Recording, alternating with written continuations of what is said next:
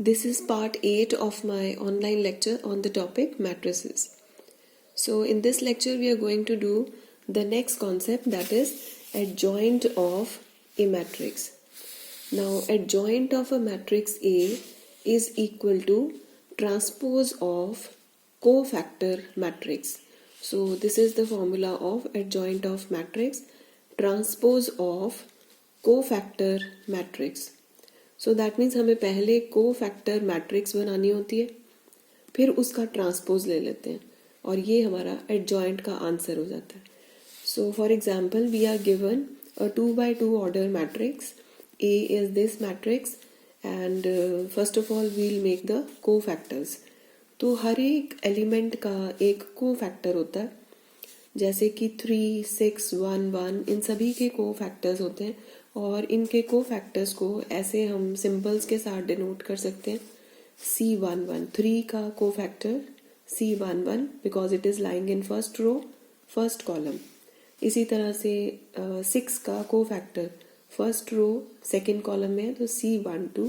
ऐसे ही 1 का को फैक्टर C21, इस 1 का को फैक्टर C22. अब ये को फैक्टर निकालने कैसे हैं?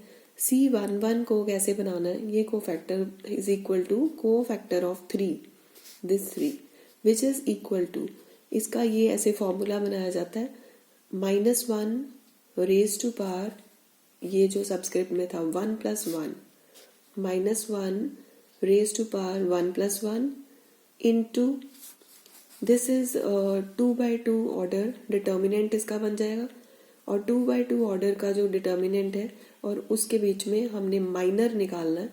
माइनर का मतलब ये 3 जिस रो में पड़ा हुआ है वो छोड़ देंगे, ये 3 जिस कॉलम में पड़ा हुआ है उसको छोड़ देंगे. सो ये रो छोड़ी, ये रो कॉलम छोड़ा, बाकी बच गया 1. बस इसको ले लेना हमने और वो यहाँ पे आ जाएगा 1. फिर उसके बाद हमारा मल्टीप्लाई किया, ये आंसर है +1 into 1 is equal to 1.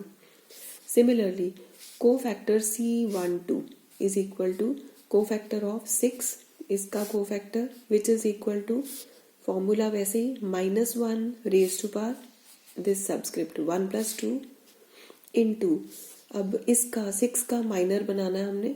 6 का माइनर मीन्स इसकी रो छोड़ दी, कॉलम छोड़ दिया, बाकी बचा 1 यहाँ पे मल्टीप्लाई किया. अब इसको सॉल्व करें, इसका आंसर आएगा -1 into 1 is equal to -1. Similarly, C21 is cofactor of 1 which is equal to -1 raised to power 2 + 1 into, इसका को फैक्टर बनाने, इसका माइनर बनाने लगे हम लोग माइनर यहाँ पे लिखने के लिए. तो माइनर बनाने का मतलब इसका हमने कॉलम छोड़ा, रो छोड़ी, बाकी बचा 6. तो 6 यहाँ पे साथ में मल्टीप्लाई हो गया और इसका आंसर बना this is -1 into this is 6. So answer is -6. Then C22 बनाने लगे हम लोग इज इक्वल टू, ये है को फैक्टर ऑफ 1 का cofactor which is equal to -1 raise to power 2 + 2 into, इसका अभी आप माइनर बनाने लगे हो, दैट मीन्स इसकी रो छोड़ो, कॉलम छोड़ो, बाकी बचा 3 के साथ मल्टीप्लाई कर दिया. तो आंसर इसका करेंगे, ये है -1 raise to power 4, that means 1 into 3 which is equal to 3. Once आपके ये सारे को फैक्टर्स बन जाते हैं सारे एलिमेंट्स के, तो अब इनको आपने एक मैट्रिक्स की फॉर्म में रख लेना और इसको कहेंगे को फैक्टर मैट्रिक्स C. ये को फैक्टर मैट्रिक्स आपकी C बन गई विच इज इक्वल टू, एक मैट्रिक्स की फॉर्म में सारे आंसर्स 1 जहाँ जहाँ पे भी कॉरेस्पॉन्डिंग था 1, -1, -6, 3. ऐसा करने पर ये को फैक्टर मैट्रिक्स बन गई आपकी. और लास्ट स्टेप हमारा अब हमने कैलकुलेट क्या करना था, adjoint of A. So adjoint of A is equal to, आप फॉर्मूला लिखोगे transpose of cofactor matrix. So adjoint of A is equal to transpose of cofactor matrix which is equal to, अब इसका cofactor matrix का transpose ले लोगे. So that means first row 1 -1, इसको बनाया first column 1 -1, we have already done transpose. -6 3 बनाया इसको column -6 3. So this becomes your answer. This is called the adjoint of a matrix. So this was 2 by 2 order matrix. Similarly you can do 3 by 3 order matrix. So find the adjoint of this matrix.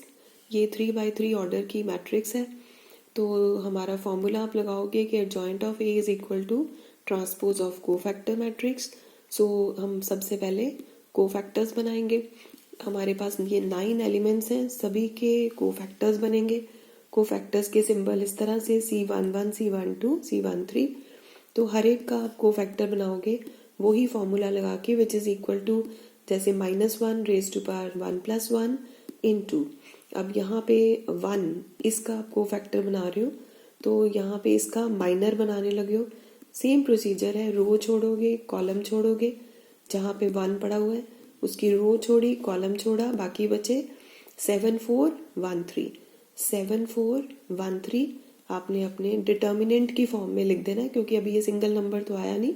तो ये इस तरह से 2 by 2 order का determinant की form में लिख दोगे और उसको आपको पता है कैसे सॉल्व करना है. इसका आंसर हो गया +1 और इसको सॉल्व करना होता है क्रॉस मल्टीप्लाई करके.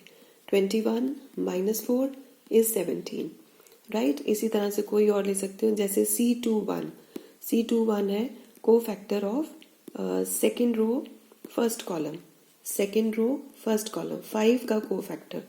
तो फॉर्मूला कैसे होगा -1 रेज टू पावर 2 + 1 × अब इसका माइनर बना रहे हो 5 का, इसकी रो छोड़ी कॉलम छोड़ा, बाकी आपके क्या बच गए 2 3 1 3 2 3 1 3. ऐसे 2 by 2 डिटर्मिनेंट की फॉर्म में लिखा विच इज इक्वल टू इसका आंसर हो गया -1 × ये 6 - 3 which is equal to -3. So once आपके सारे कोफैक्टर्स बन गए फिर आपने इसको कोफैक्टर मैट्रिक्स C के बीच में लिख देना. सारे आंसर्स जो आए उसको आप अपनी कोफैक्टर मैट्रिक्स के बीच में लिख दोगे और उसके बाद एडजॉइंट ऑफ A बनाओगे which is equal to transpose of cofactor matrix. तो अपनी कोफैक्टर मैट्रिक्स का आप ट्रांसपोज ले लोगे. तो इस तरह से this becomes your final answer. This is the adjoint of A. So I'll continue in the next lecture. Thank you.